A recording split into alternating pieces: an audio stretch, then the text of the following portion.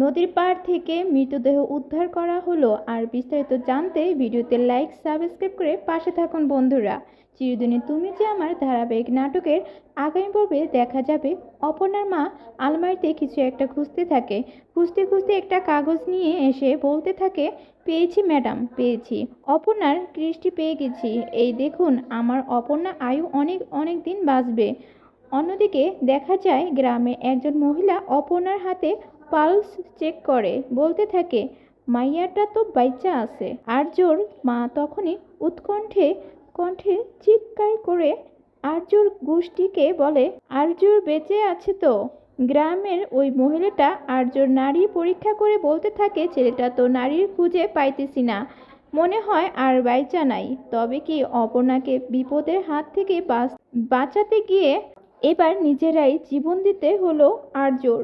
পরবর্তী আপডেট পেতে ভিডিওটিতে লাইক সাবস্ক্রাইব করে পাশে থাকুন বন্ধুরা।